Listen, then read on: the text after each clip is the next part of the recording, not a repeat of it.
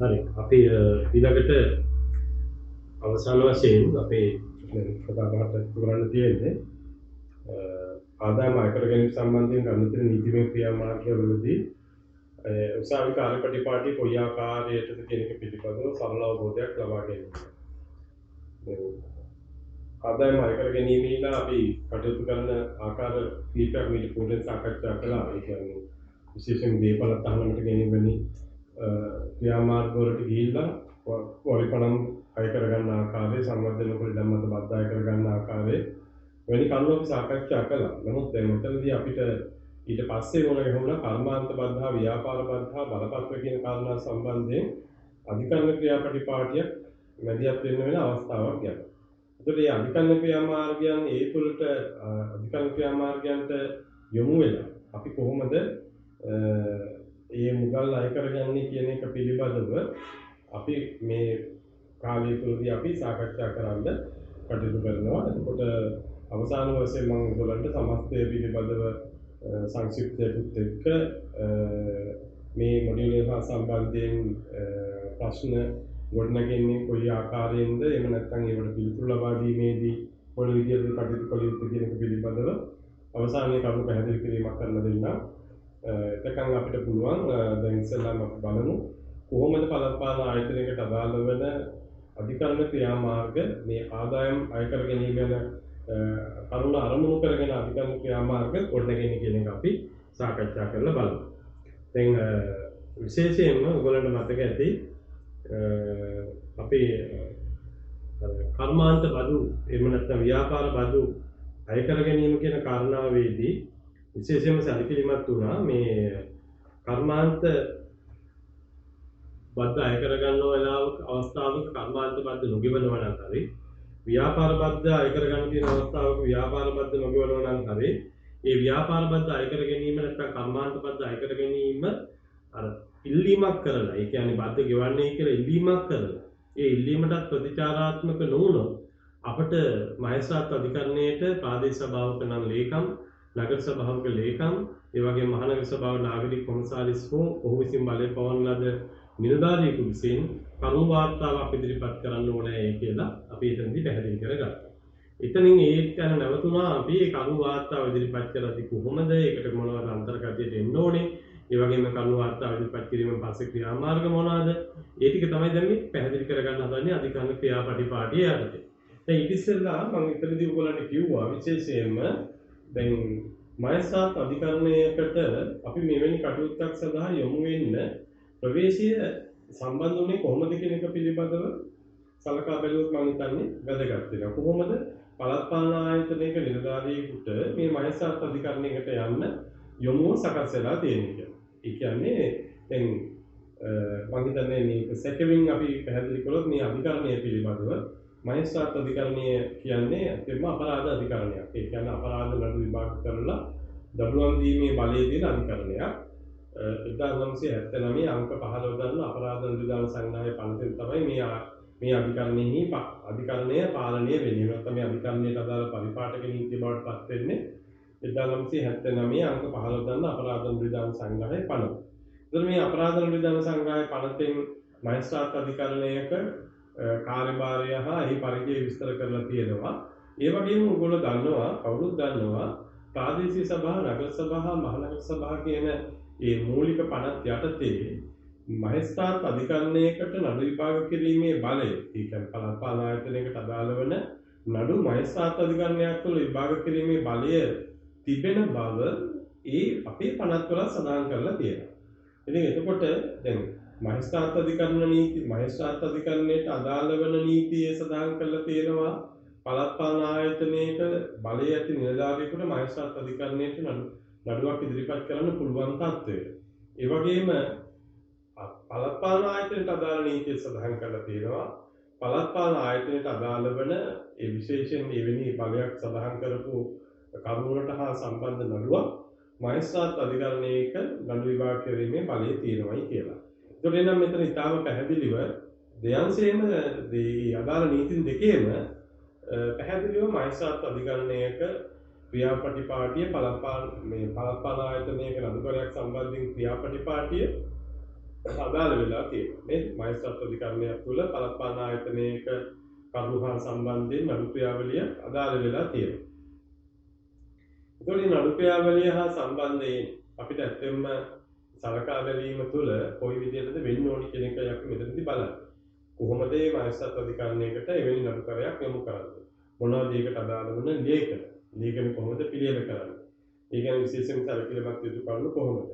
අධිකරණය තුළ මෙවැනි නඩුවක් නිමා කර ගැනීමට කොහොමද අපි ක්‍රියාත්මක වෙන්න ඕනි කියන මේ සරල කාරණා ටිකක් තමයි මෙතනදී ඔයගොල්ලන්ට මම පැහැදිලි කරලා දෙන්න බලාපොරොත්තු වෙන්නේ. මොකද තාම සරල නඩුකරයක් මෙය.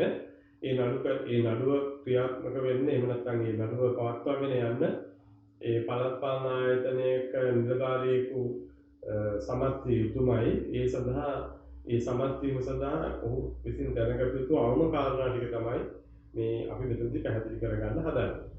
දැන් මෙතනදී කිව්වා මහේස්ත්‍රාත් අධිකරණයට නඩු ක්‍රියාමාර්ග සඳහා වන පරිපාලක නීතිය වෙන්නේ අපරාධ නඩු විධාන සංග්‍රහය පනත කියලා. තවදුරටත් මම මෙතන දැන් පැහැදිලි කරලා දුන්නා. ඒ අපරාධ නඩු විධාන සංග්‍රහය පනතේ තමයි මහේස්ත්‍රාත් අධිකරණයේ අධිකරණ බලය විස්තර කරලා තියෙන්නේ. එතකොට මේ අධිකරණ බලය විස්තර කරන තැන තමයි පළාත් පාලන ආයතනයක බලය නිලධාරියෙකුට මහේස්ත්‍රාත් අධිකරණයකට යොමු වීමේ හැකියාව තිබෙන බව සඳහන් කරලා තියෙනවා. හරි. ඉතින් එතකොට මේ බලය විස්තර කරලා තියෙන්නේ කොතනද කියන එක අපිට වැදගත්. ඒ බලය විස්තර කරලා තියෙන්නේ අපරාධ නඩු විධාන සංග්‍රහය පනතේ 136 වගන්තියේ පළවෙනි උපවගන්තියේ ආ කියන අනුවගන්තියේ යටතේ. මහේස්ත්‍රාත් අධිකරණයක අධිකරණ බලය තුළ මහේස්ත්‍රාත් අධිකරණයක නඩුවක් ආරම්භ කිරීමට තියෙන අධිකරණ බලය විස්තර කරන අවස්ථාවේ ඒ 136 කියන වගන්තියේ පළවෙනි උපවගන්තියේ ආ කියන අනුවගන්තිය සඳහන් කරනවා පළාත් පාලන ආයතනයක බලය ඇති නිලධාරියෙකු විසින් කරනු ලබන පැමිණිලි කිරීමක් මත හෝ වාර්තා කිරීමක් මත මහේස්ත්‍රාත් අධිකරණයක නඩුවක් ආරම්භ කළ හැකියි කියලා. පළාත් පාලන ආයතනයක බලය ඇති නිලධාරියෙකු විසින් කරනු ලබන ආකාර දෙකක් ගැන කියනවා. පැමිණිලි කිරීමක් මත හෝ වාර්තා කිරීමක් මත මහේස්ත්‍රාත් අධිකරණයක නඩුවක් ආරම්භ විය හැකියි කියලා කියනවා. එහෙනම් ඔන්නතර තමයි ප්‍රවේශය. එහෙනම් මොකක්ද එතෙන්ට අදාළ වෙන වගන්තියේ හෝ අනුවගන්තියේ අදාළ වීම මොකද? වගන්තිය 136 උපවගන්තිය පළවෙනි උපවගන්තිය අනුවගන්තිය ආ 136 1 ආ. මොකද කියන්නේ එතන? පළාත් පාලන ආයතනයක බලය ඇති නිලධාරියෙකුට මහේස්ත්‍රාත් අධිකරණයට පැමිණිලි කිරීමක් හෝ වාර්තා කිරීමක් කරන්න පුළුවන්ලු. ඒ මත නඩුවක් ආරම්භ කරන්න පුළුවන්. තේරුණාද?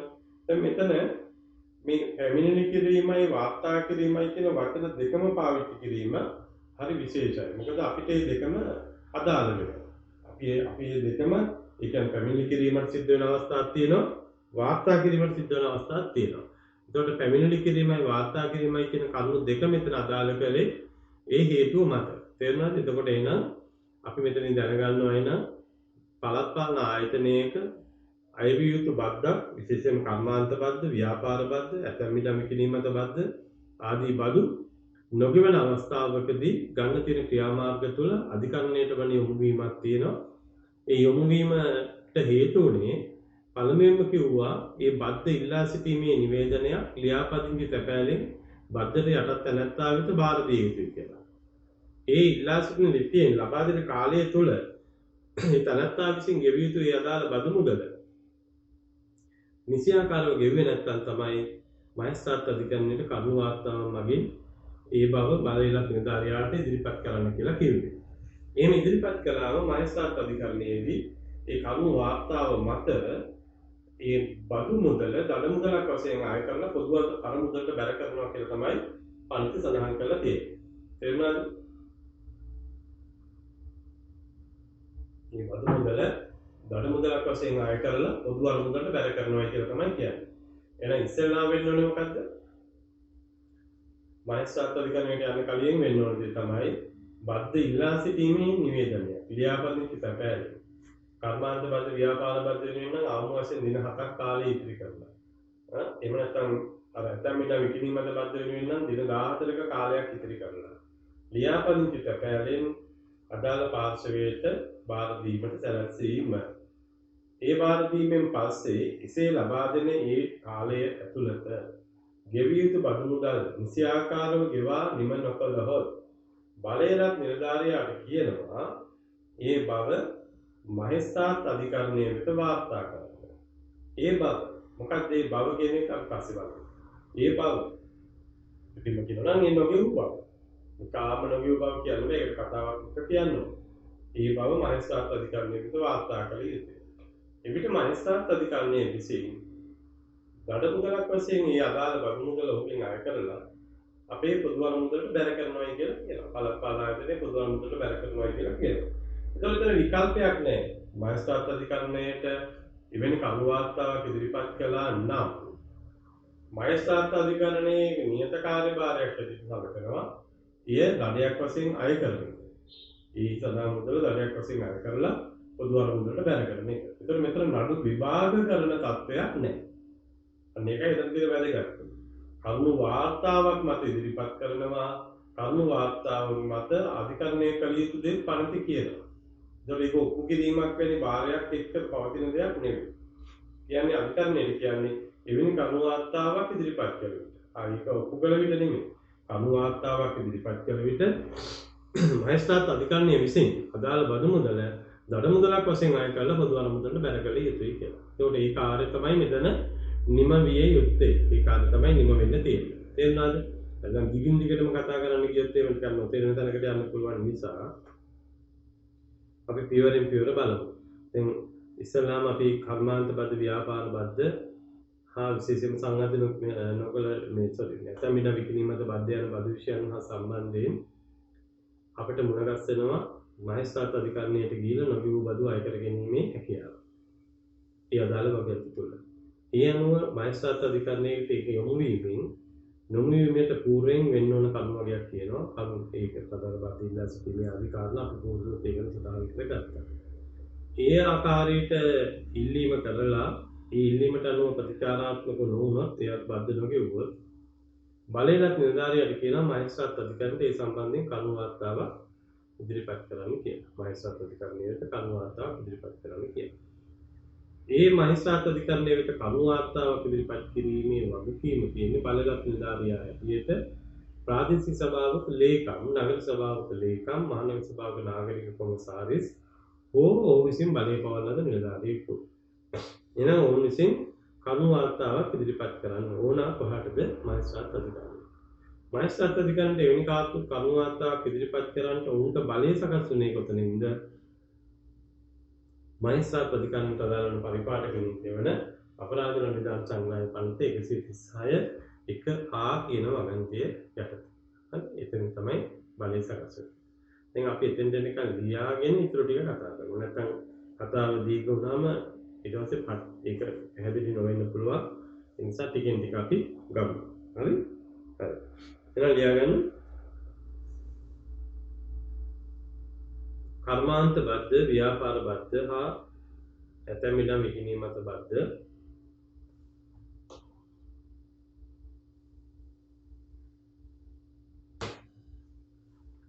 අයකර ගැනීමෙන්ලා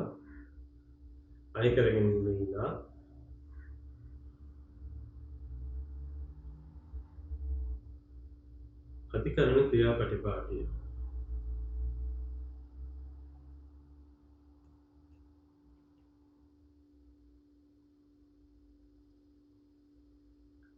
කර්මාන්ත බද්ධ ව්‍යාපාර බද්ධ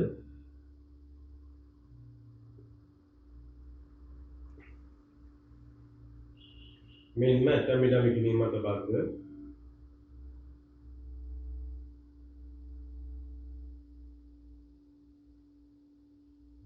නොගෙවන අවස්ථාවක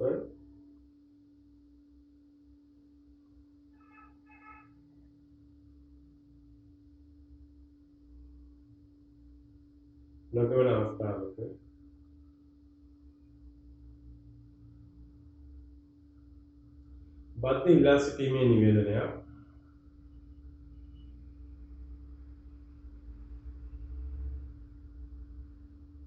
බද්ධ ඉල්ලා සිටීමේ නිවේදනයක්. ලියාපදිංචි තැපෑලෙන්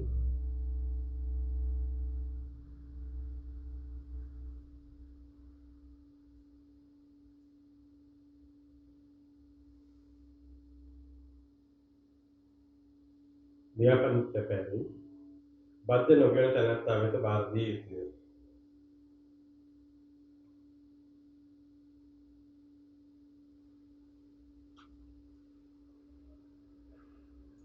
එලෙස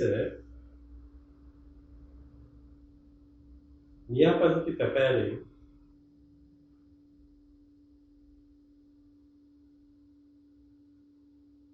අදාළ දැන්වීම බාර දීමෙන් පසු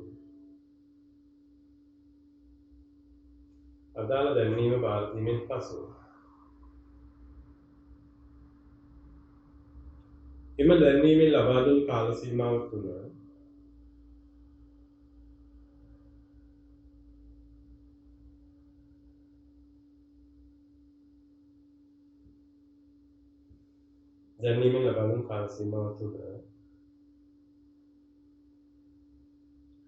බද්ධට යටත් තැනැත්තා විසින්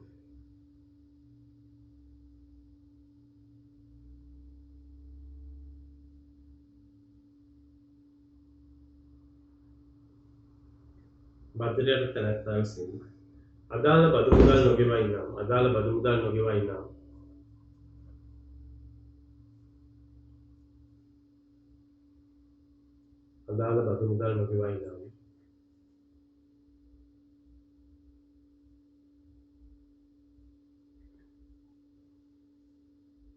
බලයලත් නිලධාරියා විසින්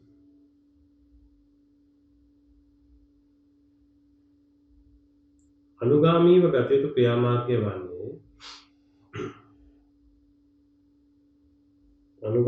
ගත යුතු ක්‍රියාමාර්ගය වන්නේ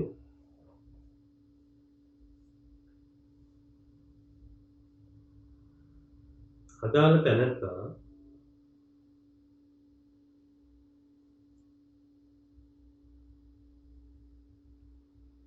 ඊට යටත් බදු මුදල නොගෙවන බව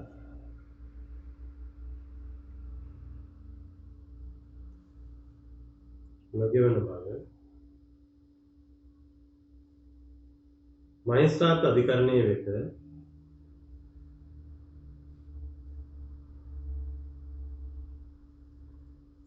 වාර්තා කිරීමයි.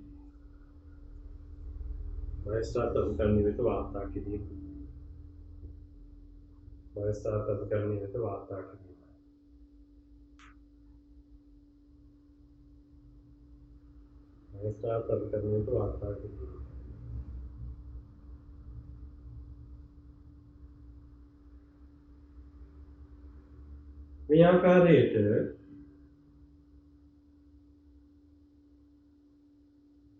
පළාත් ආයතනයක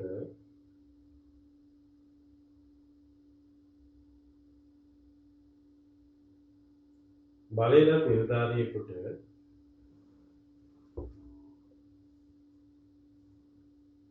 මහේස්ත්‍රාත් අධිකරණය වෙත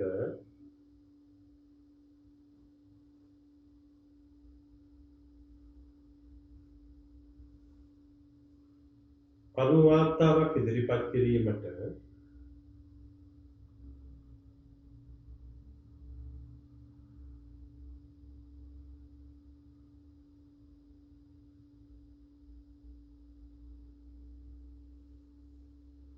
ඇති නීතිමය ප්‍රවේශය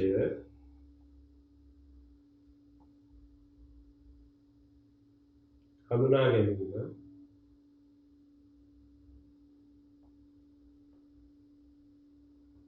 වැදගත්.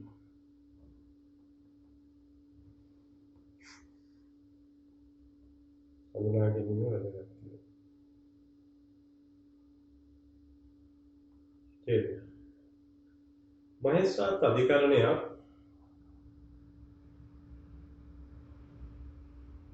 ක්‍රියාත්මක වීමේදී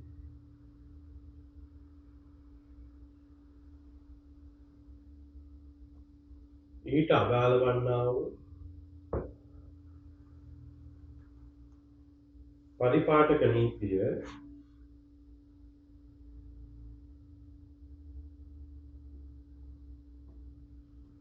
1979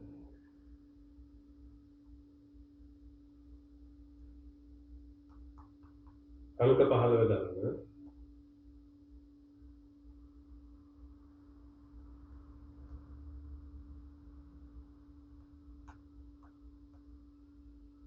අපරාධ නවීකරණ සංග්‍රහය පනතයි.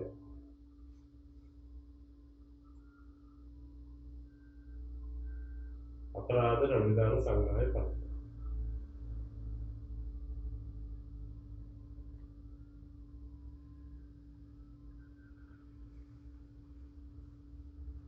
අපරාධ නවීකරණ සංග්‍රහය පනතයි.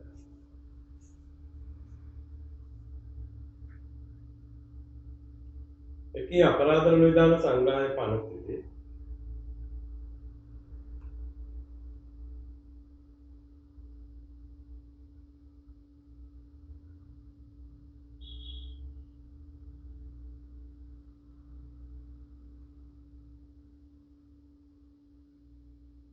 එකී අපරාධ නවීකරණ සංග්‍රහය පනතේ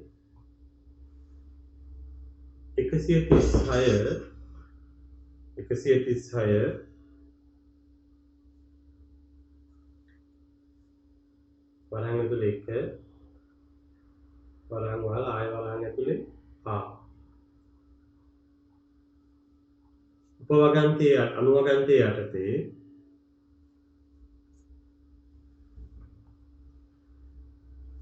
පළාත් පාලන ආයතනයක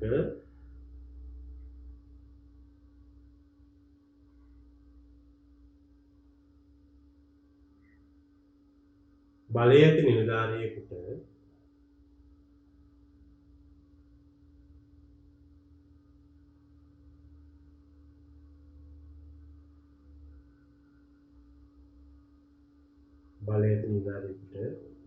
මහේස්ත්‍රාත් අධිකරණය වෙත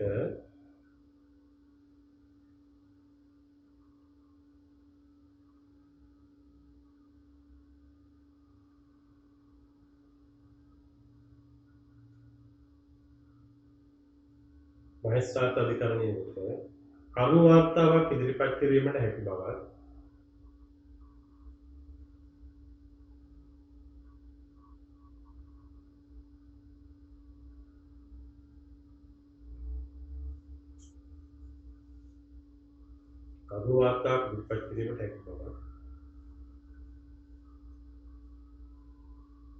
එසේම පැමිණිලි කිරීමක් කළ හැකි බවත්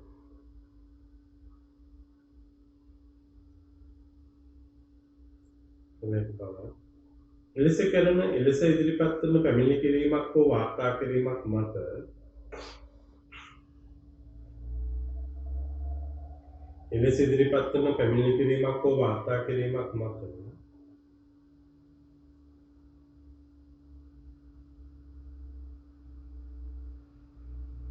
මහේස්ත්‍රාත් අධිකරණයක නඩු විභාග කිරීමක් ආරම්භ විය හැකි බවත්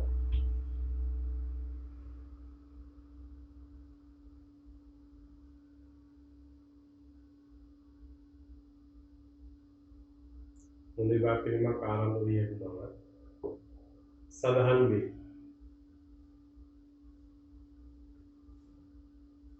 මේ වූ ප්‍රවේශය යටතේ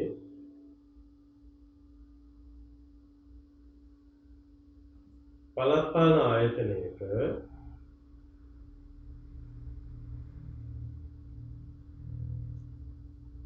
බලයලත් නිලධාරියා විසින්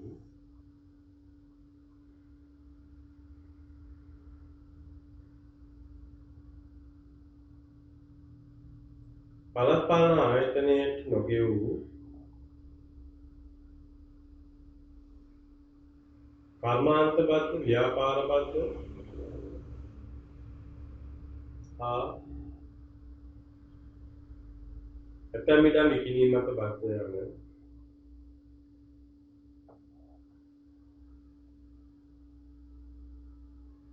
බදු ආදායම්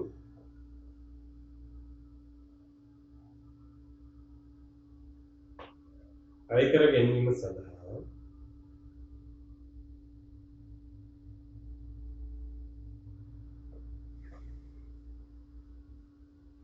මහේස්ත්‍රාත් අධිකරණයකට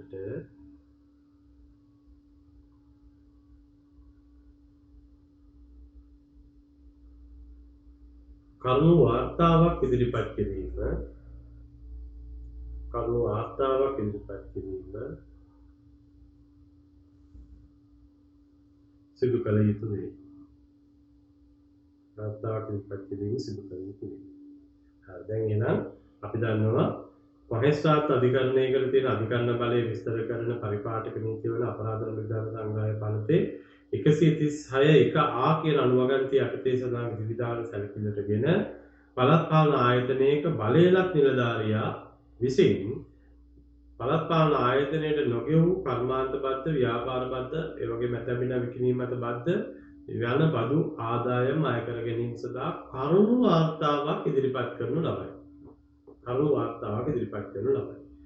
කරුණු වාර්තාවක්. හරි, ඒක දැන් පැමිණිලි කිරීමක් හෝ වාර්තා කිරීමක් කියන ආකාර දෙකක් එතන සඳහන් කරලා තියෙන බව ලිව්වා. ඒකෝට එතනදී පැමිණිලි කිරීම සමානයි වාර්තා කිරීම නෙමෙයි, වාර්තා කිරීම සමානයි පැමිණිලි කිරීමක් නෙමෙයි. මෙතන කියන්නේ කරුණු වාර්තාවක් ඉදිරිපත් කළ යුතුයි කියලා. තේරුණාද? ඒතර කරුණු වාර්තාවක් ඉදිරිපත් කළ යුතු නම් ඒ කරුණු වාර්තාව කියන ඒ ලේඛනය තුල ගැපෙන්න ඕනේ මොනවද? ඒ මොකද්ද මේ කරුණු වාර්තාවක් කියන්නේ කියන එකයි අපි මෙතනදී සලකා බලන්න ඊළඟට. මොකද්ද කරුණු වාර්තාව? කරුණු වාර්තාව කියලා කියන්නේ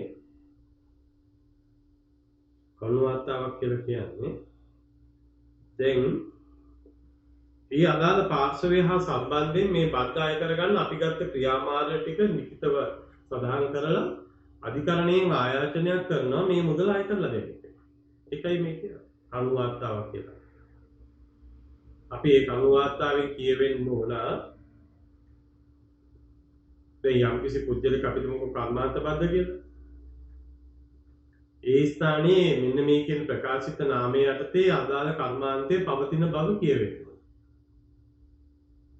ඒ වූ කර්මාන්තය පවත්වාගෙන යන තැනැත්තා ඒ නඩුවේ නම් සදාන් පැහැර හරින්නා බව කියවෙන්නත් ඕන. ඒ නඩුවේ නම් සදාන් පැහැර හරින්නා බව කියන. මොකද අපි පුළුවන් තරම් ඔයගොල්ලන්ට පැහැදිලි කරලා දුන්නා මම බදු නොගෙවීම වරදක් නොවේ. නම් මෙය පැහැර හැරීම. ඒ නිසා ඒ බදු නොගෙවන තැනැත්තාව නම් කරන්නේ විස්තර කරන්නේ පැහැර හරින්නා කියලා මෙතනදී. නඩුවේදී විස්තර කරන්නේ පැහැර හරින්නා කියලා. එතකොට මෙන්න මේ කියන නම් සඳහන් ප්‍රකාශිත ව්‍යාපාරයේ පවත්වාගෙන යන මේ නම් සඳහන් නැත්නම් ඊට නම් සඳහන් පැහැර හරින්නා. ඊට පස්සේදී අපි කියවෙන්න ඕන මේ කරුණු වාර්තාවේ ප්‍රාදේශ සභාව විසින් මේ බද්ධ පැනවූ බව. මේ බද්ධ ප්‍රාදේශීය සභාව විසින් පැනවුවක් බව 150 වන වගන්තිය යටතේ පැනවුවක් බව කර්මාන්ත බද්ධලා 150 වන වගන්තිය යටතේ පනවන ලද අහවල් දින අහවල් අංක දන්න යෝජනා සම්මුතිය යටතේ සම්මත කර පනවන ලද හා අහවල් දින අහවල් අංක දන්න ගැසට් පත්‍රය යටතේ ප්‍රකාශයට පත් කරන ලද කර්මාන්ත බද්ධට යටත්ව ඒ අදාළ වර්ෂයේ මාර්තු මාසයේ 30 ගැන ගන්නේ අපි සාමාන්‍යයෙන් බැලුවේ බද්ධ ගෙවයිදෝ කියලා. අපි ඒක ගැන කලින් කතා කරානේ. එතකොට 2020 මාර්තු මාස 31 නැත්නම් මේ දිනේ අපි කවර දිනයක් ගත්තත් කමන්නේ ආසන්න දිනයක් ඊට ආසන්න දිනයක් දක්වා ගෙවිය යුතු බදු මුදල වෙන මෙච්චර බදු මුදලක් ඒ කියන්නේ අවුරුද්දට අදාළ බදු මුදල වෙන කොච්චරද? මොකද එදිනට අදාළව කියලා බද්ද අඩු වෙන්නේ නැහැ. බද්ද ඇවිල්ලා වාර්ෂික බද්දක්. ඒ නිසා වර්ෂයටම අදාළ බදු මුදල. හිඟ තියනවා නම් හිඟත් සමග. ඒ බදු මුදල ගෙවීම පැහැරලා ඇති බව. එයා පැහැරලා තියෙනවා මේ බදු මුදල ගෙවීම. ඒ පැහැරන මුදල ඉල්ලා සිටීමේ නිවේදනයක්. පැහැරන බදු මුදල ඉල්ලා සිටීමේ නිවේදනයක් අහවල් දින ලියාපදිංචි තැපෑලෙන් ඔහු වෙත බාර දෙන්නට යෙදී ඇති බවයි.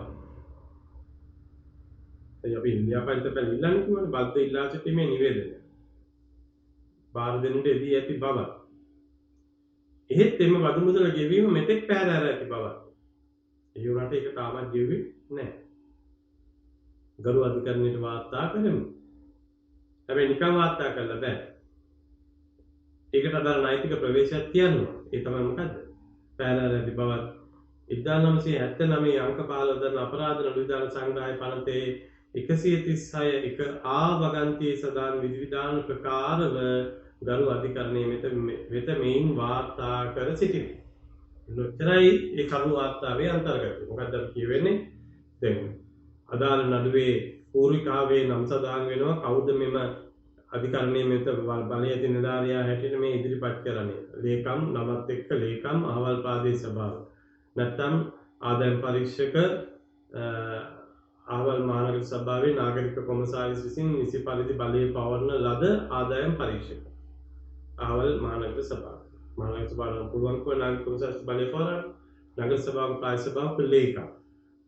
හරි මේ ආකෘති මම ඔයගොල්ලන්ට දෙනවා. හරි ඔයගොල්ලන්ගේ දේශන පත්‍රිකාවත් එක්ක මේ ආකෘති සියල්ල ඔයගොල්ලන්ට යොමු කරනවා. ඒ ආකෘති බලන්න. ඒ විදිහට ඒ ආදායම් පරීක්ෂක නැත්නම් ලේකම්. ඊට පස්සේ අනිත් එක්කෙනා ඒ අදාළ නොගියොන්ට නැත්නම් නම ලිපිනියත් එක්ක පැහැර අරින්නා කියලා හඳුන්වනවා. ඔහු හඳුන්වන්නේ පැහැර අරින්නා හැටියට. ඊට පස්සේ සාමාන්‍ය වර්ෂයේ මාසයේ දිනේ දාලා අපි කර්ම වාර්තාවේදී කියනවා. ප්‍රාදේශීය සභාව විසින් අහවල් දින නැත්නම් මහනගර සභාව විසින් නැත්නම් නගර සභාව විසින් අහවල් දින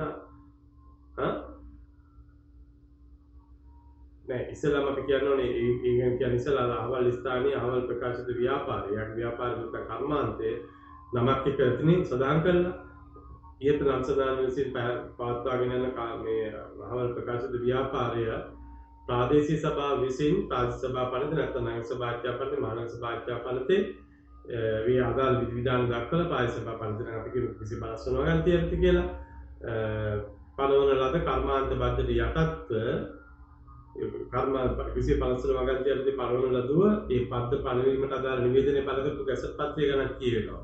අහවල් දින අහවල් අංග ගන්න ශ්‍රී ලංකා ප්‍රජාතාන්ත්‍රික සමාජවාදී ජනරාජ්‍ය අතිවිශේෂ ගැසට් පත්‍රය යටතේ පළ කරන ලද කර්මාන්ත බද්ධට යටත්ව ඒකක් කියනවා. කර්මාන්ත බද්ධට යටත්ව අහවල් දින වන විට මෙපමණ බදු මුදලක් ගෙවීම පැහැර ඇත. එම බදු මුදල ඉල්ලා සිටීමේ නිවේදනය. බද්ද ඉල්ලා සිටීමේ ලිපි අපි යවුන් ඒ නිවේදනය අහවල් දින ලියාපදිංචි තැපෑල යොමු කරන්නට යෙදුණු බවත්. එහෙත් තවදුරටත් ඔහු අදාළ බදු මුදල් ගෙවීම පැහැර ඇති බවත්. එහෙම යවුවත් ඔහු තාමත් ඒ බදු මුදල් ගෙවලා නැහැ. එබැවින් මේ බදු මුදල දළු මුදලක් වශයෙන් ආය කර පොදු අරමුදලට බැර කරන මෙන් අපරාධ නඩු විධාන සංග්‍රහය පනතේ 136 එක ආවගන්තිය යටතේ ගරු අධිකරණය වෙත වාර්තා කරමි. ඒක තමයි මේ නඩුව. ඒක තමයි කර්ම වාර්තාව. ඒකයි කර්ම වාර්තාව. තේරුණාද? ඒතකොට එහෙනම් අපිට මේක මේ මහා විශාල වශයෙන් හිතලා බලලා කරන්න කියලා ලොකු වැඩක් නෙමෙයි මෙතන තියෙන්නේ. හරියට කරන්න ඕන සරල වාර්තාවක් මේ තියෙන්නේ. හරියට කළ යුතුයි හැබැයි සරල වාර්තාවක්. මොකද්ද වාර්තාවේ ආය අන්තර්ගතයේ අහවල් නමින් ප්‍රකාශිත කර්මාන්තයක් අහවල් විහිත නම් සඳහන් පැනල් විසින් අහවල් ලිපිනය පවත්වාගෙන යන බවත් ඒ ප්‍රකාශිත කර්මාන්තයේ සදා ප්‍රාදේශ සභාව අහවල් දින අහවල් කියන්නේ විධාන යටතේ අහවල් දින අහවල් අංකදන යෝජනා සම්මුතියට සම්මත කරලා අහවල් දින අහවල් අංකදන ගැසට් පත්‍රය පළ කරන්න දෙනවා අහවල් බද්දට යටත්ව මෙච්චර බදු මුදලක් ගෙවිය යුතු බවත් එම බදු මුදල ඉල්ලා සිටි එවම බදු මුදල ගෙවා නොමැති බවත් එම බදු මුදල ඉල්ලා සිටීමේ ලිපියක් අහවල් දින ලියාපදිංචි තැපෑලෙන් යොමු කළත් එම බදු මුදල ගෙවීම තවදුරටත් පැහැර නැති බවත් පැහැරලා හරිනවා පැහැරලා තවදුරටත් පැහැර නැති බවත් එබැවින් මේ අදාළ බදු මුදල දළු මුදලක් වශයෙන් ආය කර පොදු අරමුදල මුදලට බැර කරන මෙන් අපරාධ නිදාන සංග්‍රහය පනත 136 කා වගන්තිය ගරු අධිකරණය වෙත වාර්තා කර සිටින බවත් කියලා තමයි අපි ගෞරවයෙන් සැලකෙමු කියලා අපි මේ කරුණු වාර්තාව බලයලත් නිලධාරිය හැටියට ඉදිරිපත් කරන්නේ. එහෙනම් ඊටාම් පැහැදිලි වෙන්න ඕන දැන් පැහැදිලි වෙන්න ඕන මේ කරුණ හා සම්බන්ධයෙන් තියෙන නීතිමය తত্ত্বය මොකක්ද අධිකරණයට යන තියෙන බලය කොහොමද අපි අධිකරණයට ආ යුත්තේ සරල කරුණු වාර්තාවක් එක්ක මේ කරුණු වාර්තාවල ආකෘති මම ඔයගොල්ලන්ට දෙනවා. ඒ වාර්තාව බලුවම තවත් ඔක තේරෙන්නේ නැත්නම් දැන් ඔයාලට තනියම ලියා ගන්නත් පුළුවන්. අහවල් ස්ථානීය අහවල් ප්‍රකාශිත කර්මාන්තයේ පවත්වාගෙන යන ඉහත නම් සඳහන් පැහැර හරින්න ප්‍රාදේශ සභාව විසින් 1980 අහවල් ප්‍රාදේශ සභාව විසින් 1987 අග 15 දන් ප්‍රාදේශ සභාව පනතේ මේ කිසි අපි දුමුකෝ 152 වගන්තිය කර්මාන්ත පත්‍රය ගන්නකොට 150 වගන්තිය යටතේ යෝජනා සම්මත කර අහවල් දින අහවල් අංක දාන ගැසට් පත්‍රය යටතේ පළ කරන්නට දී ඇති කර්මාන්ත පත්‍රය නැත්නම් 150 වගන්තිය යටතේ ව්‍යාපාර පත්‍රයට යටතේ හරි ඒ විදිහට අපි අදාළ විදිහට කියනවා. පද්ධතිය යටත් මෙපමණ බදු මුදලක් ගෙවීම පැහැරලා ඇත. එම බදු මුදල ඉල්ලා සිටීමේ ලිපියක් අහවල් දින ලියාපදිංචි තැපෑලෙන් උන්විත බාර දුන්නද තවදුරටත් අදාළ බදු මුදල ගෙවීම බෑන්ඩත් එබැවින් එම බදු මුදල දඩු මුදලක් වශයෙන් අයකර පොදු අරමුදලට බැර කරන මෙන් අපරාධ නිර්ධාරණ සංග්‍රහය පනතේ 136 කාවගන්ති යටතේ මේන් ඔබට නියම කරනවා කියලා වෙලා මෙම ගසල් නියම කරනවා නෙමෙයි අධිකරණයේ ආයත සිටිනවා කියලා අපි ඒ කරුණු වාර්තාව අධිකරණයට ඉදිරිපත් කරනවා. ඔන්න ඔකයි කරුණු වාර්තාව. හැබැයි ප්‍රශ්නයක් තියෙනවා මෙතන තව ඉතිරි වෙච්ච. ඒ ප්‍රශ්නය තමයි දැන් මෙවැනි කරුණු වාර්තාවක් ඉදිරිපත් කිරීමෙන්ම අධිකරණයේ සෑයීමටපත් වෙන්න ඕන මේ නමුදල අය කරලා දෙන්න. මෙවැනි කරුණු වාර්තාවක් ඉදිරිපත් කිරීමෙන්ම අධිකරණයේ සෑයීමටපත් වෙලා තමයි අධිකරණය මේ මුදල අය කරලා දෙන්න කටයුතු කරන්නේ. එසේනම් අපි දැනගන්න ඕන එවැනි කරුණු වාර්තාවක් ඉදිරිපත් කරනකොට ඒ අධිකරණයට සෑයීමටපත් වෙන්න පුළුවන් ආකාරයට කරන්න. එහෙනම් අපි ඊළඟට බලමු මේක අධිකරණයට සෑයීමටපත් වෙන ආකාරයට කරන්න නම් අපි කුමක්ද ඒ සඳහා කොයි ආකාරයකද ඒ සඳහා කටයුතු කළ යුත්තේ කියලා. මේ ඉස්සෙල්ලා එන අපි මෙතෙක් කතා කරපු ටිකට අදාළව සටහන ලියාගෙන ඉන්න. හරි ලියා ගන්නකෝ.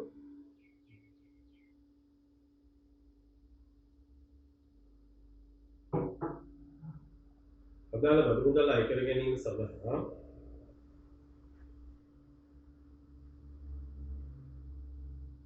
මහේස්ත්‍රාත් අධිකරණය වෙත ඉදිරිපත් කළ යුතු මහේස්ත්‍රාත් අධිකරණය වෙත ඉදිරිපත් කළ යුතු කරුණු වාර්තාවක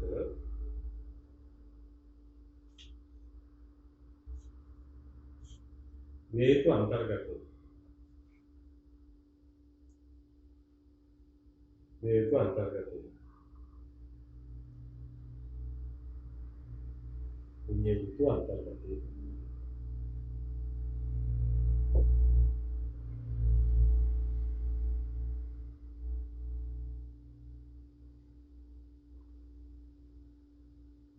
බලයලත් නිලධාරියා විසින් බලයලත් නිලධාරියා විසින්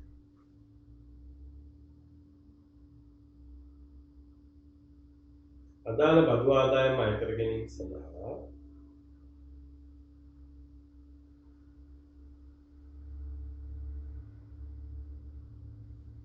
මහේස්ත්‍රාත් අධිකරණය වෙත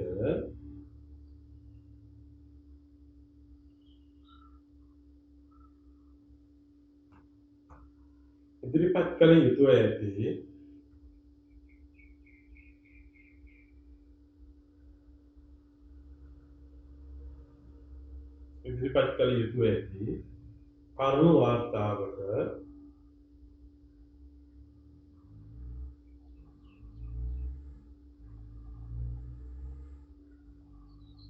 අන්තර්ගතය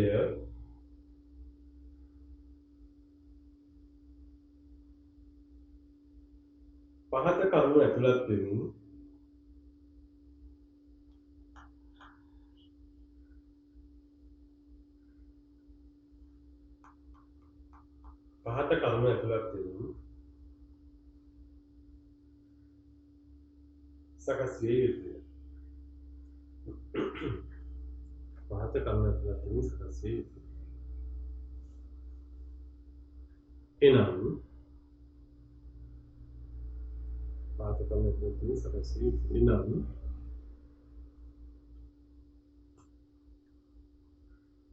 අදාළ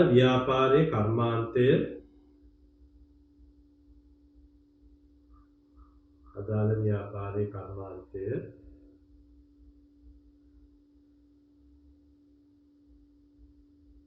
නැතහොත්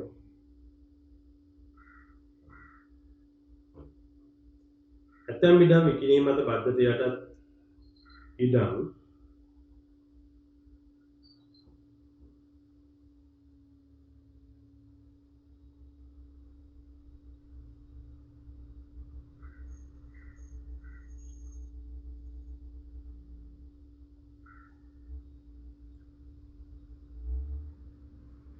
අදාළ අධිකරණ බල ප්‍රදේශයේ තුල පිහිටා ඇති බවත්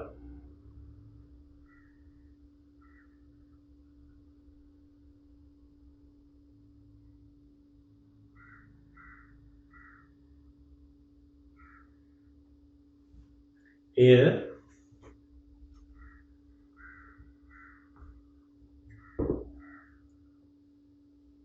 අදාළ බද්දට යටත් බව අදාළ පත්‍රයට යටත් වෙන බව. අදාළ පත්‍රයට යටත් වෙන බව.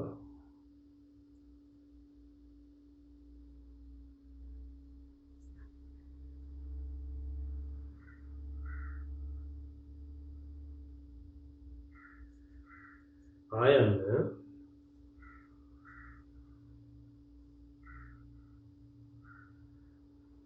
එම දේපළ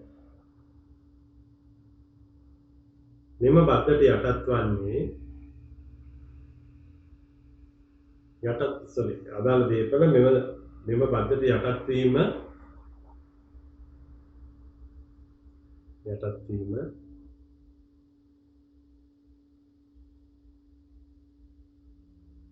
කවර නීතිමය විධිවිධාන තුල හා කවර නීතිමය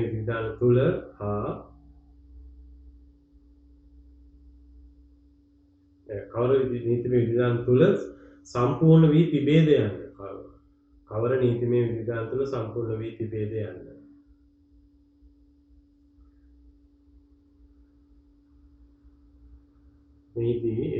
මෙහිදී කර්මාන්ත බද්ධ හා ව්‍යාපාර බද්ධ සම්බන්ධයෙන් වන විට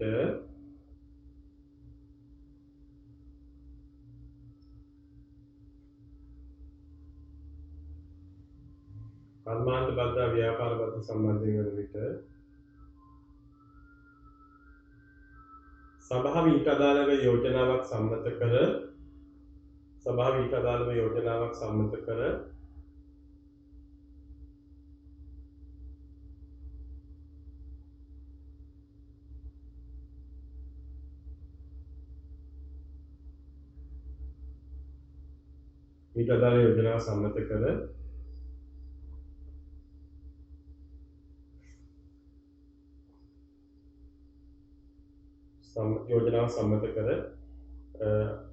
ගැසට් පත්‍රයේ අංකය සඳහන් කරමින් අංකය හා දිනය සඳහන් කරමින් ගැසට් පත්‍රයේ අංකය හා දිනය සඳහන් කරමින්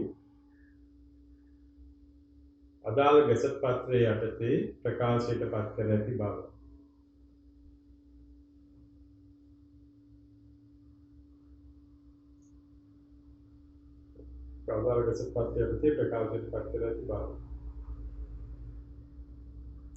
ඊළඟට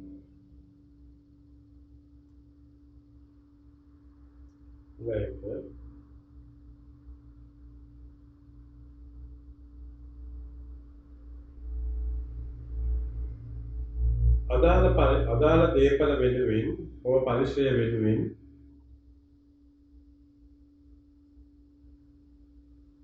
ගෙවිය යුතු බදු මුදල්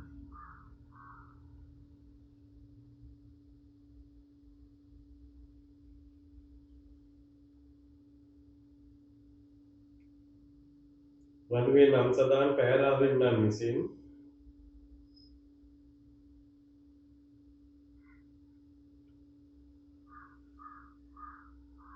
ගෙවීම පැහැර ඇති බව.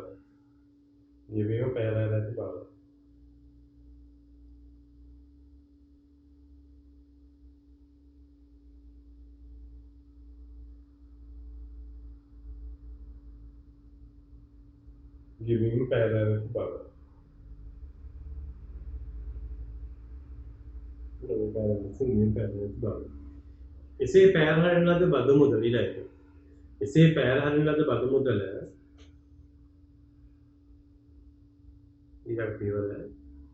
පැහැරහරින ලද බදු මුදල ඉල්ලා සිටීමේ නිවේදනයක් ලියාපදිංචි තැපෑලෙන් යොමු කර ඇති බව.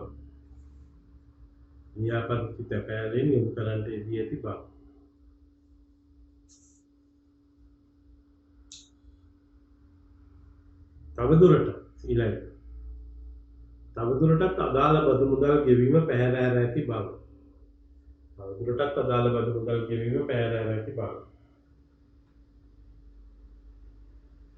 එබැවින් එම බදු මුදල්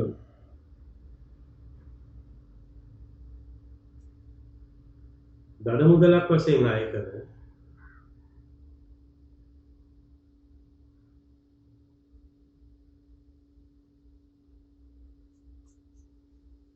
දඩ මුදලක් වශයෙන් අය කරන පොදු අරමුදලට බැර කර දෙන මෙන්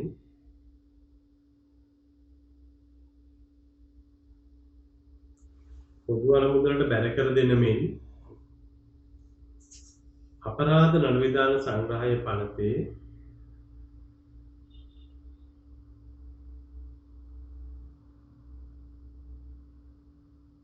136 කාව ගන්ති යටතේ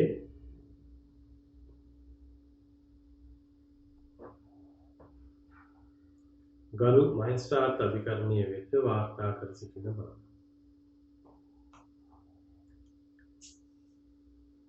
මෙන්න මේක තමයි අපි දැන් තේරුම් ගත්ත කරු වාර්තාව. ඒ කියන්නේ පුජ්‍යලයාගේ ප්‍රකාශිත නමින් ඇති ව්‍යාපාරය බගවන්ගේ බල ප්‍රදේශයේ පිහිටා ඇති බව ඒ වූ ප්‍රකාශිත ව්‍යාපාරය ප්‍රාදේශ සභාව නගර සභාව මහනගර සභාව විසින් පනවන කර්මාන්තබද්ධ ව්‍යාපාර බද්ධ යටත් බව එවනත් අටබිඩන කිරීම මත බද්ධට ආධාරිතව යටත් බව ඒ අනුව ඒ බද්ධට යටත් වීම සඳහා බලපාපු යෝජනාව ආවර්ජන ආවලංක ධර්මය යෝජනා සම්මුතිය ඇති නැත්නම් ආවර්ජන ආවලංක ධර්ම ගැසට්පත්යේ බලකන්ට එදී ඇති බව නැත්නම් අපිට ප්‍රායෝගික මේ අපිට අපි කාලුමනද තම්මිදම් කිරීම මත බද්ධන කිරීම කියන පුළුවන් පනත 150 රෝගන්ති ඇති බද්ධට යටත් බව කියන ඒක සභාව යෝජනාවක් සම්මත කරන්නේ බද්ධට යටත් බව ඒ අනුව අදාළ බදු මුදල් වශයෙන් මෙන්න මෙච්චර මුදලක් ගෙවීම බැහැ ඇති බව ඊට පස්සේ බදු මුදල ඉල්ලා සිටීමේ නිවේදනයක් ආවර්ජන ලියාපදිංචියෙන් යොමු කළ බව ඒ තවදුරටත් ඒ අදාළ බදු මුදල ගෙවීම බැහැ ඇති බව එබැවින් ඒ දලයක් වශයෙන් අයකර පොදු අරමුදල බැර කරන මෙන්න අපරාධ නිරෝධ සංග්‍රහය පනතේ 136 කාව ගන්ති යටතේ ගරු අධිකරණයෙන් ආයෝජිත සිටින බව. මෙන්න මේ විදිහට කරුණු වාර්තාවක් මහේස්ත්‍රාත් අධිකරණයට ඉදිරිපත් කිරීම තමයි නිසි බාධකයාගේ කාර්යය වෙන්නේ. හැබැයි මෙතනදී තව එකක් සැලකිලිට ගන්න ඕනේ.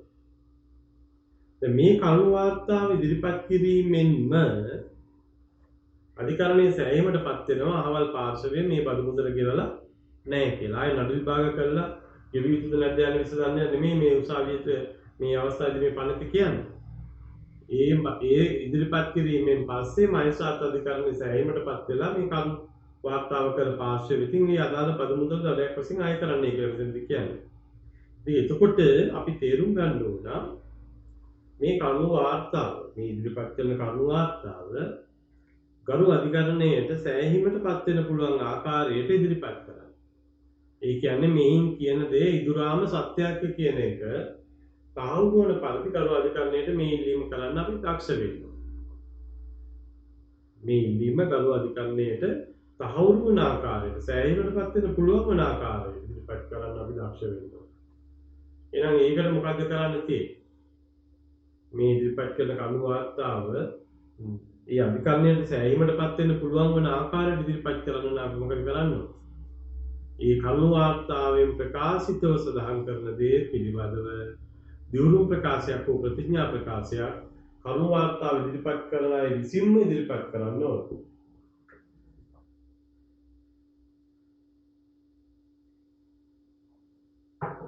ඒ කියන්නේ මේ කරුණු වාර්තාව ගැන සෑහීමටපත් වෙන්න නම් ගරු අධිකරණය. මොකද නඩුවක් විභාග කරන සාමාන්‍යයෙන් තීන්දුවක් දෙන්නේ. දැන් මෙතනදී එහෙම නෙමෙයි කියන්නේ. තාම නඩුකාරී විදියකට කියනවා කරුණු වාර්තාව මත මහේස්ත්‍රාත්තුමා අය අයකර දිය යුතුයි. මොකද අය කරලා දෙන්නේ අදාළ බදු මුදල දඩයක් වශයෙන්. ඉතින් එතකොට එහෙනම් ගරු අධිකරණයට ඒ සම්බන්ධයෙන් සෑහීමටපත් වෙන්න පුළුවන් ප්‍රමාණයට මේ කරුණු වාර්තාව ඉදිරිපත් කරන්න. එහෙනම් ගරු අධිකරණයට සෑහීමටපත් වෙන්න පුළුවන් ආකාරයට මේ කරුණු වාර්තාව ඉදිරිපත් කරනවා කියන එක අදහස් කරන්නේ. මේ කරුණු වාර්තාවේ අන්තර්ගතය සත්‍යක්ම බව සත්‍යක් නැතුව අසත්‍යක්ෙහි නොමැති බව මේ ටික කියවෙන්නේ මොකෙන්ද? ප්‍රතිඥාවකින් නැත්නම් දියුණු ප්‍රකාශයකින්. එහෙනම් මේ කරුණු වාර්තාවේ තියෙන අන්තර්ගතයට සමාන්තරව අපි ප්‍රතිඥා ප්‍රකාශයක් හෝ දියුණු ප්‍රකාශයක් මේ කරුණු වාර්තාව ඉදිරිපත් කරන තැනත්තා විසින් ඉදිරිපත් කරන්න ඕන මේ ලියවිලි දෙක. ඒ කියන්නේ කරුණු වාර්තාවයි කරුණු වාර්තාවට සහායට කරුණු වාර්තාවේ තියෙන අන්තර්ගතය දියුණු ප්‍රකාශිත වූ ප්‍රතිඥා ප්‍රකාශිත අධිකරණයට කියන්න ඕන. මේ සත්‍යක්ම බව. එතකොට තමයි අනිකාන්නේ සෑහීමටපත් වෙන්නේ. ඔව් මෙහෙම ඉදිරිපත් කරලා තියෙනවා. ඒ අනුව මේ කියන දේ ඇත්තක් විය යුතුයි. ඒ නිසා මම මේ මුදල් අය කරලා ස්වභාවය අනුමුදලට වැඩ කරනවායි කියලා. තේරුණාද? ඉතින් එතකොට බලන්න දැන් එහෙනම් අපි කරුණු වාර්තාව ඉදිරිපත් කළායි කියලාම ඒ කරුණු වාර්තාව තනියවිල්ලා කියලා ඉදිරිපත් කළායි කියන එක නෙමෙයි අදහස් වෙන්නේ. කරුණු වාර්තාව ඉදිරිපත් කරන්න ඕනේ. ඒ කරුණු වාර්තාව මත පිටලා අධිකරණයට තීන්දුවක් දෙන්න පුළුවන් වෙන මට්ටමක. තේරුණාද? ඒ නිසා එහෙම වෙන්න තමයි අපි පැහැදිලි කරගන්න ඕනේ නම් කරුණු වාර්තාව පැහැදිලිවම ප්‍රතිඥා ප්‍රකාශයකින් හෝ දියුණු ප්‍රකාශයකින් තහවුරු කරලා තියෙනවා. ඒ කියන්නේ කරුණු වාර්තාවේ කියපු කරුණුම දියුණු ප්‍රකාශයෙන් හෝ ප්‍රතිඥා ප්‍රකාශයකින් කියවිලා තියෙනවා. එතනත් ඒක තමයි කරුණු වාර්තාව නිවැරදි නීති අනුකූල කරුණු වාර්තාවක් බවට පත් වෙන්නේ. හරි. දෙයනල් ලියගන්න. ඊට ආකාරයට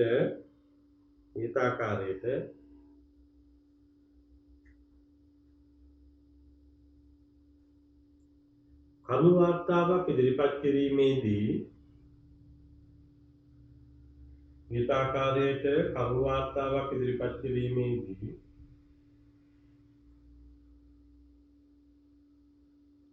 එම කරුණු වාර්තාව මත පිහිටා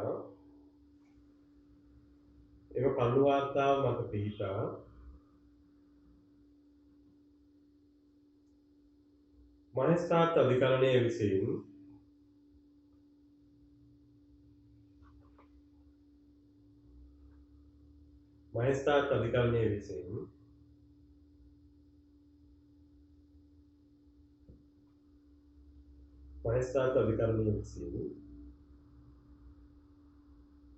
අදාළ බදු මුදල් දඩ මුදලක් වශයෙන් අය කර පැහැරවින්නා වෙතින් දඩ මුදලක් වශයෙන් අය කර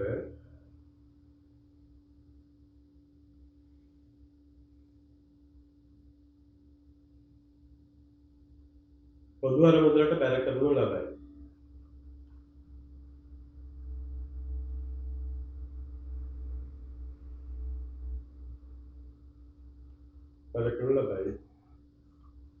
එවැනි වූ ක්‍රියාමාර්ගයකට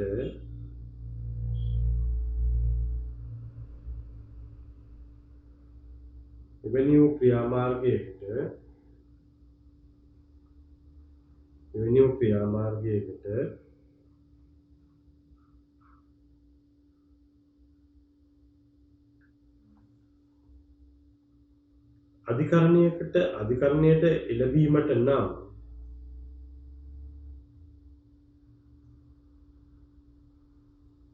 එම කරුණු වාර්තාව සම්බන්ධයෙන්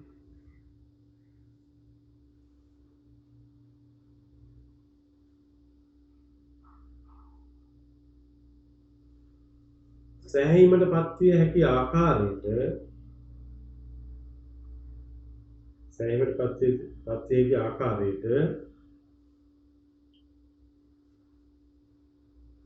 කරුණු ඉදිරිපත් වී තිබිය යුතුය.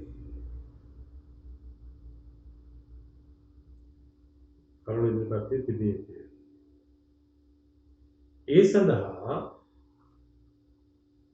කළ යුතුව ඇත්තේ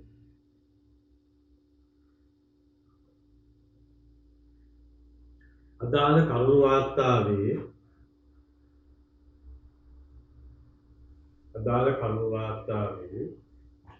සඳහන් අන්තර්ගතයට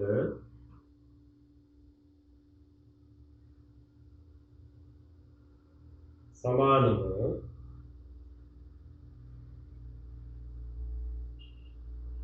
දියුණු ප්‍රකාශයකින් හෝ ප්‍රතිඥා ප්‍රකාශයකින්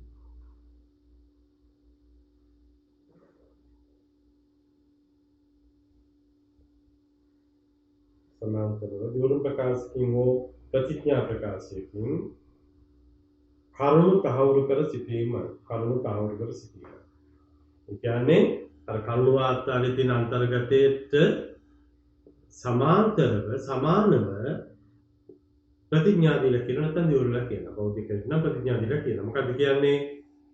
මේ ඉන්න ප්‍රකාශය ප්‍රකාශ කරු මම තමයි. ඊට පස්සේ මේ කියන මේ ස්ථාන මේ කියන ප්‍රකාශිත ව්‍යාපාරය පවත්වාගෙන බවයි. ඒ ප්‍රකාශිත ව්‍යාපාරයේ අදාළව ඒ කියන්නේ මේ කියන ප්‍රාදේශීය සභාපති මේ කියන වකන්තියට මේ බද්ධ උද්ගත වී ඇති බව හා ඒ සම්බන්ධ යෝජනා සම්මත කර ආවර්ජන ගසපත්‍ය පළ කර තිබු බවයි. යෝජනා සම්මත කළ ගසපත්‍ය පළ කර තිබු බවයි. ඒ අනුව මෙම පරිශ්‍රය මේ කියන බද්ධට යටත් බවයි. බදු මුදල් කියන පැහැර නැති බවයි. දරයක් වශයෙන් අය කරත් දරයක් වශයෙන් අය කරලා පොදු අරමුදලට බැර කර දීමට අපරාධ නඩුදාන සංග්‍රහය පන්ති 130 වගන්තියට කණු වාර්තා කරනවා. ඔන්න ඔච්චරයි ඒ කණු වාර්තාවේ අනුරූපී දියුණු ප්‍රකාශය තුළ කියවෙන්නේ. හැබැයි අර දැන්වීමක් බාර දුන්නු බව කියනවනේ අපි ඒ කණු වාර්තාවේ. ඒ පාර්ශවයට දැන්වීමක් බාර දුන්නු බව. ඒ දැන්වීමක් බාර දුන්නු බව කියද්දී නිතරම ඒ ලබා බාර දුන්නු දැන් මේ අර බද්ධිල සිටින විදිහට තැපැල් ලියාපදිංචි තැපැල් බාර දුන්නු බව කියනවා. බද්ධිල සිටින නිවේදන ලියාපදිංචි තැපැල් බාර දුන්නු බව. හැබැයි ඒ ආකාරයට ඒ බාර දුන්නු බව කියද්දී ඒ ලියවිල්ලේ පිටපතක් අපි අධිකරණ ඉදිරිපත් කරන්න ඕන. ඒ නිසා අපි ඉදිරිපත් කරපු ලියවිලි දෙකක් එෆිඩවිට් එකේ කියවෙන්න ඕන. ඊට අදාළව ලියාපදිංචි තැපැල්ෙන් බාර දුන්නු ලිපියේ පිටපතක් අමුණුම් එක වශයෙන් අදාළ ලියාපදිංචි තැපැල් බාර කුමිතාංශයේ අමුණුම් දෙක වශයෙන් මේ සමග ඉදිරිපත් කරනවා කියලා ඒක වෙනම කියන්න ඕන. එතකොට ඔන්න ඔය ආකාරයට තමයි මහේස්ත්‍රාත් අධිකරණයකට අදාළ වන කණු වාර්තාවක් හා සම්බන්ධයෙන් ඒ කණු වාර්තාවේ තියෙන අන්තර්ගතය ගරු අධිකරණයට තහවුරු කිරීම සඳහා එෆිඩවිට් එකක් ඉදිරිපත් කරන්නේ. අන්තර්ගතය ගරු අධිකරණයට තහවුරු කිරීම සඳහා අනුරූපී දියුණු ප්‍රකාශයක් ඉදිරිපත් කළ යුත්තේ ඔන්න ඔය ආකාරයට. ඒක වෙන මොකුත්ම නෙමෙයි කරුණු වාර්තාවේ තියෙනවා ඒ එෆිඩවිට් එකේ කියලා. මොකද එෆිඩවිට් එකේ මූලික ප්‍රමුඛ වාක්‍ය පැහැදිලි වෙන්නේ එයාගේ ළම ලිපිනය තනතුරත් එක්ක තනතුර නෙමෙයි වැඩක තනතුර නම තනතුර ලිපිනය හැඳුනුම්පත් අංකය බෞද්ධාගම කාර්යක යන වග ගෞරව බහුමානින් කියන බව කියලා මෙව ප්‍රකාශය ප්‍රකාශ කරන මම වෙමි කියලා අර කරුණු වාර්තාවේ ලිව්ව ටිකම ඒ කරුණු වාර්තාවේ තියෙන ඒ කරුණු වලට අදාළව සමාන්තරව අපි මොකද කරන්නේ මෙයාගේ ප්‍රඥා ප්‍රකාශය සකස් කරලා එහෙම නැත්නම් දියුණු ප්‍රකාශ සකස් කරලා ගරු අධිකරණයට ඉදිරිපත් කරනවා. ගරු අධිකරණයට ඉදිරිපත් කරන මේ ලේඛන දෙකම.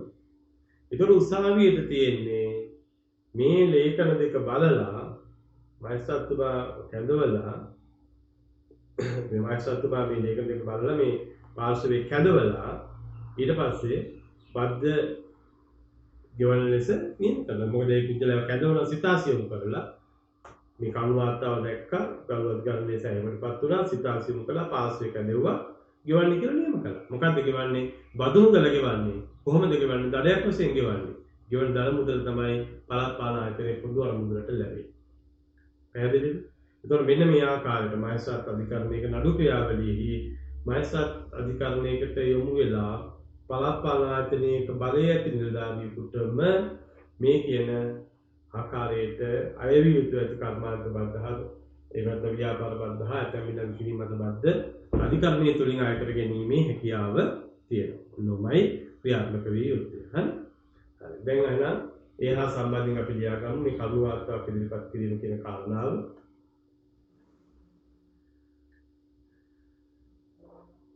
මහේස්ත්‍රාත් අධිකරණය වෙත ඉහත ආකාරයට අන්තර්ගතයක් සහිතව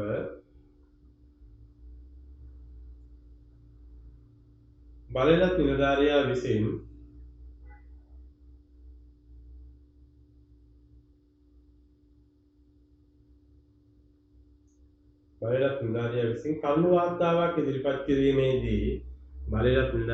කරුණු වාර්තාවක් ඉදිරිපත් කිරීමේදී ගරු අධිකරණයේ ඉදිරිපත් කරන ලබන කරුණු වාර්තාව සම්බන්ධයෙන්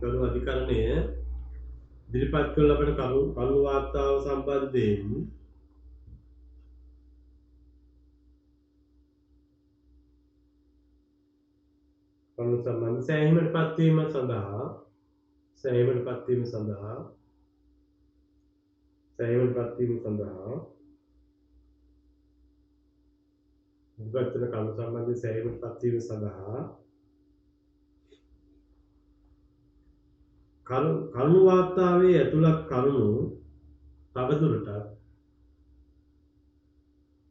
කරුණු වාර්තාවේ ඇතුළත් කරුණු තවදුරටත් ප්‍රකාශිත දියුණු ප්‍රකාශයකින් හෝ ප්‍රතිඥා ප්‍රකාශයකින්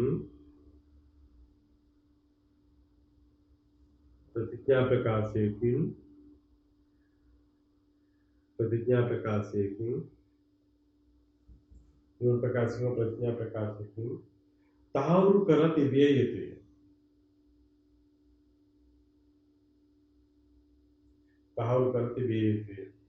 ප්‍රකාශකින් තහවුරු කර තිබිය යුතුය. එසේ තහවුරු කිරීමේදී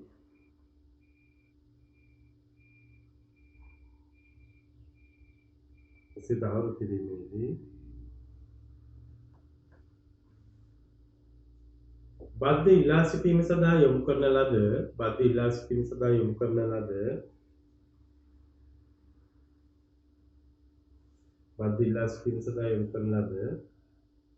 ලිපියේ පිටපතක් හා ලිපියේ සාධක පිටපතක් සහ එලෙස යොමු කිරීමට අදාළ වන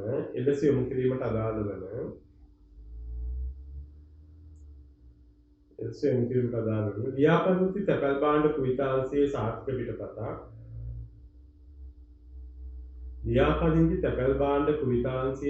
පිටපතක් ද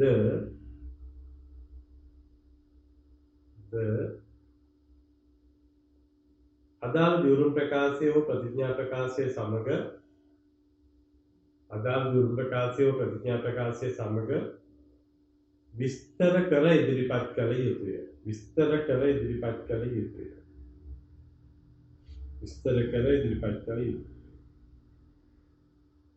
හරි.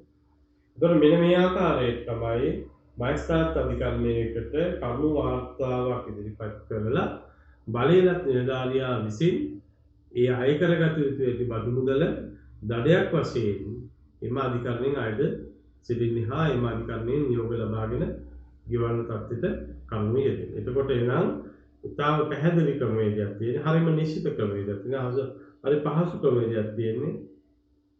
ඒ කියන්නේ සංකීර්ණතා නැහැ. ගැටෙන දින කරුණු හරි අඩුයි. බද්දට යටත් හරි විදිහට යටත් කළා. ව්‍යාපාරයට අධික ව්‍යාපාර කරගෙන යනවා. බද්දට යටත් දිනේ බද්ද ගෙවන්නේ කිව්ව කිව්වේ නැහැ. බද්දට යටත් දිනේ බද්දට යටත් වෙලා ගෙවන්න විදිහ දිනට කිව්වේ නැහැ. පවත්වගෙන යනවා. ඊයනෝ බද්ද ගෙවන්නේ කියලා ඉල්ලනවා. ආලයක් දෙනවා. ඒ කාලය තුල ගෙවන්නේ නැහැ. බලලත් නිදාරියා මහේස්ත්‍රාත් අධිකරණයට කරුණු වාර්තා පිළිපැත් කළ කියනවා. මේ පුද්ගලයා මේ ස්ථානයේ මේ ප්‍රකාශ ව්‍යාපාරය පවත්වාගෙන යනවා. මේ කියන බද්ද ගෙවන්නේ නැහැ.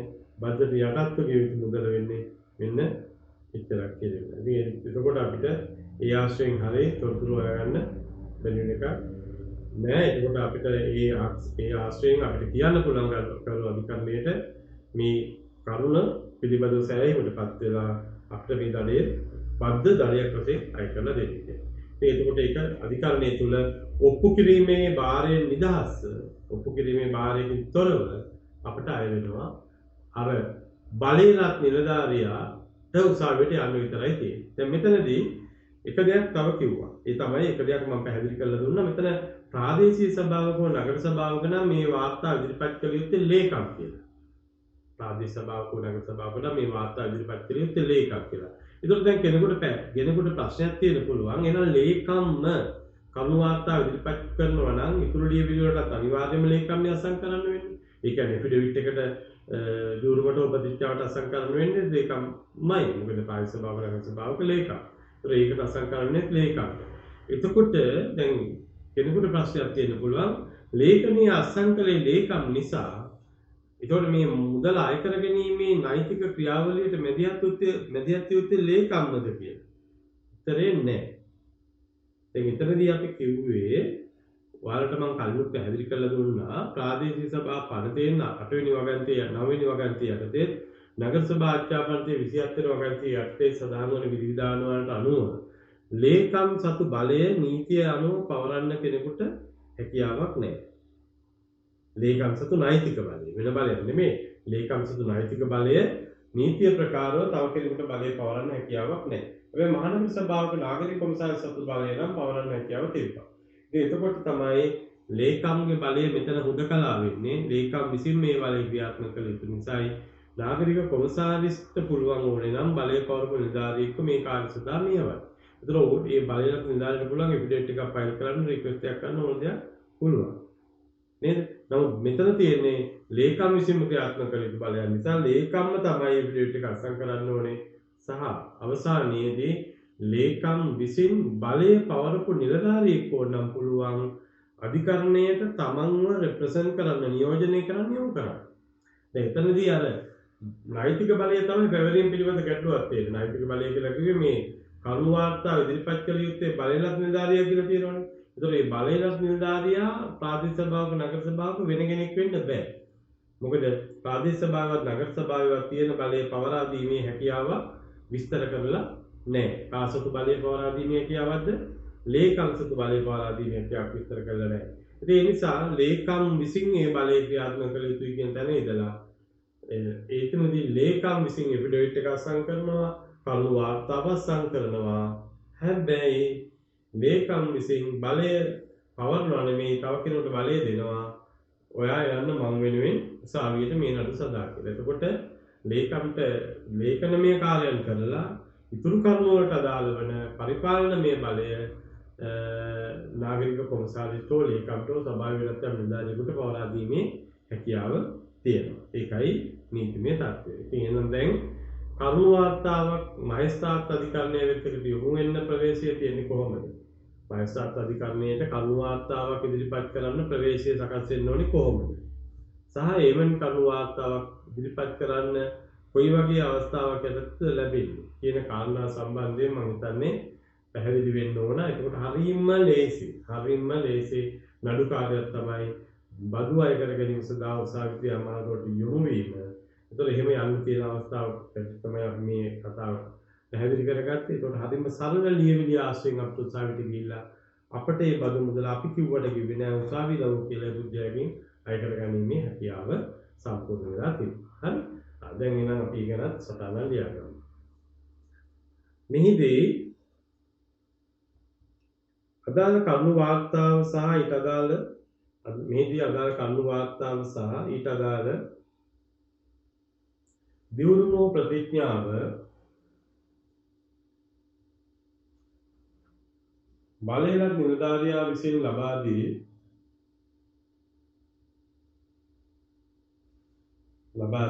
අදාළ නඩුව පවත්වාගෙන යාම සඳහා වන පරිපාලනමය බලතල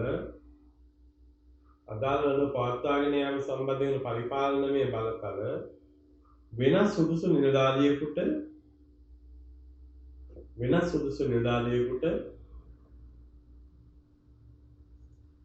ලබා දීමේ හැකියාව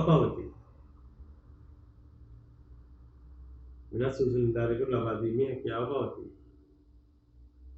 ඒ අනුව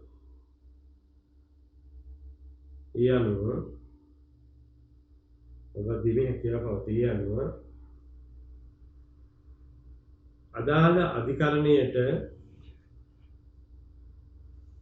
මෙම නඩු කටයුතු සම්බන්ධයෙන්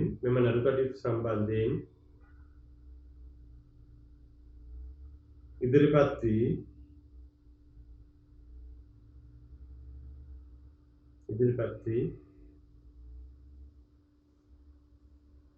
කිසියම් නිලයකට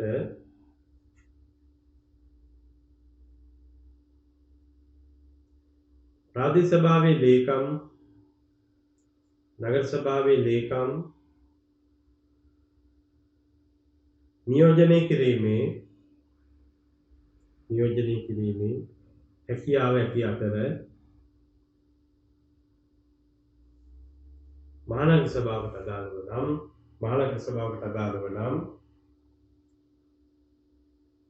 මහනගර සභාවට අදාළව නම් නාගරික කොමසාරිස් තීරණය කරන පරිදි ඒ බලය පවරා දීමේ හැකියාවද පවතී. හරි. දැන් එතකොට එහෙනම් අපි බැලුවේ මහේස්ත්‍රාත් අධිකරණයකට අපි මේ කතා කළ කර්මාන්ත බදු ව්‍යාපාර බදු ඇතැම් විට විකිණීම් මත බදු කියන බදු විෂයන් වලට අදාළ වන නොගෙවන මුදල්, අය විය යුතු ඇති හිඟ මුදල්, අය කර ගැනීම සඳහා යන තියෙන මාර්ගය, ඒ මාර්ගය හරිම සරල හා පහසු මාර්ගයක් බවට පත් වෙලා තියෙනවා. ඒ තමයි මහේස්ත්‍රාත් අධිකරණයකට යොමු වෙලා මහේස්ත්‍රාත් අධිකරණය තුළින් කරනු ලබන නියෝගයක් අනුව මහේස්ත්‍රාත් අධිකරණය වෙතින් අදාළ බදු මුදල් දඩයක් වශයෙන් අය කර ගැනීමේ හැකියාව තියෙනවා. ඒ වගකීම තියෙන ප්‍රාදේශීය සභාවක ලේකම්ට, නගර සභාවක ලේකම්ට, ප්‍රාදේශීය සභාව, මහනගර සභාවක නාගරික කොමසාරිස්ට ඕනේ නම් ඔහුට පුළුවන් මේ බලය තව කෙනෙකුට පවරන්න. හරි? එතකොට ඒ අනුව ඒ ක්‍රියාත්මක වීමේදී ඒ අදාළ ක්‍රියාපටිපාටිය සිද්ධ වෙන ආකාරය බව මුලින්ම පැහැදිලි කළේ නීතිය අධිකරණ ක්‍රියාවලියත් එක්ක ඒ මුලින්ම පැහැදිලි කරලා දුන්නා බදු විෂයන් සම්බන්ධයෙන් ඒ න්‍යායාත්මක කරුණු ටික අපි දැන් අද කතා කරේ මෙතනදී ඒ නොගෙවන බද්ද අය කර ගැනීම සඳහා කොහොමද අපි ගන්න ක්‍රියාමාර්ග ගන්න කියලා. ඒතර මහේස්ත්‍රාත් අධිකරණයකට ඒ බලය තියෙනවා. මහේස්ත්‍රාත් අධිකරණයට ඒ සඳහා යන්න පාත් විදිහක් තියෙනවා. මොකද්ද විදිහ? ඒකද කියනවා නොගෙවන බදු මුදලක් අය කර ගැනීම සඳහා නොගෙවන බදු මුදලක් අය කර ගැනීම සඳහා ඒ නොගෙව මුදල ඉල්ලා සිටින්න ඕන ගෙවන්නේ කියලා. ඒක තමයි ප්‍රතිවේම කිව්වේ. ඒතර මේ වැඩ පිළිවෙල තුල ගිහිල්ලා තමයි අපි උසාවියට යන්නේ. නැත්නම් එකපාරටම බද්ද ඉල්ලා සිටින්න නැතුව උසාවියට යන්න බෑ. එහෙම ගියොත් එහෙම නඩුව එනයි නිෂ්ප්‍රභාවී. අපි අර ප්‍රොසීඩියර් එකට යන්න ඕන. ඉස්සෙල්ලාම කිව්ව බද්ද ඉල්ලා සිටින්න, බද්දට යටත් නැත්නම් බද්ද ඉල්ලා සිටින්න. එහෙම ඉල්ලා සිටියත් බදු මුදල් නොගෙවන්නේ නම් තමයි අපි උසාවියට යන්නේ. එහෙම උසාවියට යනවා නම් අපි කියනවා ආවල් ස්ථානීය ආවල් ප්‍රකාශිත ව්‍යාපාර නැත්නම් කර්මාන්තය පවත්වාගෙන යනවා. එසේ පවත්වාගෙන යමින් ප්‍රාදේශීය සභාව මෙන්න මේ කියන විධිදාන යටතේ සම්මත කරලා අහවල් දිනේ අහවල් අක්කදාන යෝජනා සම්මතියක් දෙක කරතු මෙන්න මේ කියන බද්දට මේ පුජ්‍යලය යටත් එසේ යටත් වෙලා මිත්‍ර බදු මුදලගේ පැහැර හරිනවා. එසේ නම් මේ පැහැරන ලද බදු මුදල දඩ මුදලක් වශයෙන් අය කරලා පොදු අරමුදලට බැල කරලා දෙන්නේ කියලා අපි ආයතනය කරනවා. එහෙම ආයතනය කරලා තිබ්බා මේ අදාළ බදු මුදල දඩයක් වශයෙන් ලැබෙන අවස්ථාවක් තියෙනවා, නොලැබිච්ච අවස්ථාවක් තියෙනවා. ඒකට එහෙනම් ඒ බදු මුදල ඉල්ලා සිටියම ලැබෙන අවස්ථාවක් තියෙනවා, නොලැබෙන අවස්ථාවක් තියෙනවා. නොලැබෙන අවස්ථාවේදී අපි උසාවියට බලයලත් නිලධාරියා මගින් කණු වාර්තාව ඉදිරිපත් කරලා කියනවා මෙන්න මේ පුජ්‍යලගේ මේ බද්ද ඉල්ලා සිටියා ඒත් ඒ පුජ්‍යල බද්ද ගෙවන්නේ නැහැ. ඒ නිසා දඩයක් වශයෙන් අය කරලා දෙන්න කියලා. ඒතර මේ වාර්තාව මතම උසාවියේ සෑයීමටපත් වෙලා ඒ කරුණ සිද්ධ කරන නිසා අපිට සිද්ධ වෙනවා අධිකරණයේ සෑහීමටපත් වෙන ආකාරයට ඒ කරුණ වාර්තාව ඉදිරිපත් කරන්න. ඒ සඳහා තමයි අපි කිව්වේ පැහැදිලි කරගත්තේ ඉදිරිපත් කරන කරුණ වාර්තාව දියුණු ප්‍රකාශයක් ප්‍රතිඥා ප්‍රකාශයක් මගින් තවදුරටත් සහතික කරනවායි කියලා. ඒ කියන්නේ සහතික වෙන ආකාරයට ඉදිරිපත් කරනවා. ඒකට තමයි අධිකරණයට මේ සම්බන්ධයෙන් සෑහීමටපත් වෙන්න පුළුවන්කම තියෙන්නේ. එතකොට එහෙනම් අධිකරණයේ මේ පිළිවෙත සෑහීමටපත් වෙලා ඒ අනුව අපිට බදු මුදල් අය කරලා දෙනවා. එතකොට නඩු විභාගයක් නැහැ. නඩුවට රිප්‍රසන් නියෝජනය කරන්න විතරයි තියෙන්නේ. බලයලත් නිලධාරියා නියෝජනය කරන්න විතරයි තියෙන්නේ. නඩුවට කියන ඔප්පු කරන්න දෙයක් නැහැ. සාක්ෂි දෙන්න දෙයක් නැහැ. හරි පහසුවෙන් අධිකරණයේ වෙතෙන් මේ ඉදිරිපත් කරන කරුණු වාර්තාවේ තියෙනා වූ අන්තර්ගතයේ සැලකිල්ලටගෙන නියෝගයක් ලබනවා. අපි දඩයක් ඇටියට අපේ පොදු මුදලට ඒ මුදල එකතු වෙනවා. දඩයක් ඇටියට ආය වෙලා බද්දක් ඇටියට එකතු වෙනවා. උසාවියට ආය වෙනවා දඩයක් ඇටියට අපිට ආය වෙනවා බද්දක් ඇටියට. ඉතින් එතකොට එහෙනම් කර්මාන්ත බද්ද නොගෙවීම කියන කාරණාව තුළ අපිට හිතා ඉන්න දෙයක් නැහැ. හිතා ඉන්න තියෙන මාතු වෙනකන් විතරයි. ඊට පස්සේ බද්ද ඉල්ලුවා ගෙවෙන්නේ නැත්නම් අපි අධිකරණයට කණු වාර්තාව කළා. ඉතින් අනිවාර්යයෙන්ම අපිට බද්ද දඩයක් වශයෙන් අය වෙලා එනවා. බද්ද දඩ මුදලක් වශයෙන් අය වෙලා එනවා. ඉතින් ඒකට මේ ප්‍රශ්නේ හිඟවිත ඉන්න කාරණාවක් විතර නැහැ. කිසිම ආකාරයකින් හිඟෙට ඉන්න කියලා දෙයක් නැහැ. ඉතින් හරියම සරල ආකාරයට අපිට ඒ කටයුත්ත කරන්න පුළුවන්. එහෙනම් දැන් මහේස්ත්‍රාත් අධිකරණයක එක්තරා නඩු ක්‍රියාමාර්ගයක් පිළිබඳව තමයි දැන් අපි තේරුම් ගත්තේ. මොකද්ද? කර්මාන්ත බදු ව්‍යාපාර බදු අය කර ගැනීම සඳහා බලයලත් නිලධාරියෙකු හැටියට මහේස්ත්‍රාත් අධිකරණයක් තුළ කරන නඩු කටයුතු මොකක්ද කියන එක. බලයලත් නිලධාරියා හැටියට ඒ බදු ටික අය කර ගැනීම සඳහා කරන නඩු කටයුතු කුමක්ද කියන එක.